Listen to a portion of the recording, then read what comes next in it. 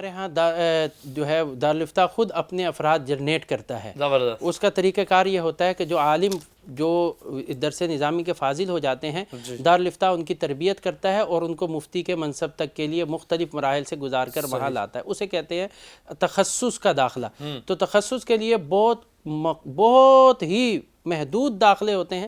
ہمارے پاس تقریباً 15 سے 20 افراد کے درمیان داخلے کی گنجائش ہوتے ہیں. درخواستیں دینے والے 100 150 200 بعض اوقات تو 500 کے افراد سے بھی زیادہ ہو جاتے ہیں. تو ان 15-20 افراد کو منتخب کرنے کے لیے ہم مختلف مراحل سے جاتے ہیں.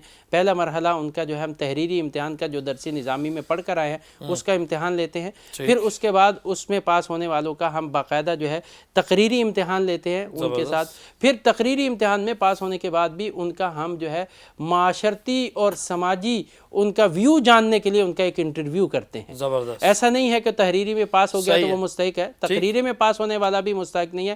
اس انٹرویو کے بعد جب ہم سمجھتے ہیں کہ یہ اس قدر اہل ہے کہ یہ معاشرتی سماجی رویوں کو سمجھ سکتا ہے اور اس کے مطابق معاشرے میں رہنمائی دین کی کر سکتا ہے تو پھر ہم اس فرد کو منتخب کرتے ہیں. پھر 2 سال ہم صرف اس کے ساتھ کوارڈینیشن کر کے مختلف طریقوں سے اس کو اس قابل بناتے ہیں کہ کل وہ کسی طور پر جو ہے وہ ایسے عہدے پر بیٹھ کر لوگوں کی رہنمائی کر سکے جس کو مفتی کہا جا سکتا ہے. جو کیونکہ وہ سماجی معاشرتی اخلاقی رویوں سے کو جانتا ہوگا تو بہتر انداز میں وہ لوگوں کی رہنمائی کر سکے گا. داخلے انشاءاللہ عید کے 10 دن کے بعد 12 اپریل سے شروع ہوں گے. اور فارم ابھی بھی ہم آن لائن اسی جو آپ نے بتایا آن لائن فتویٰ کے اوپر آن لائن جو ہے وہ فارم وصول کر رہے ہیں اور فزیکلی طور پر 12 اپریل سے ہم جو ہے وہ فارم جاری کرنا شروع کریں گے. اس کے بعد باقی داخلوں کا پروسیس ہوگا.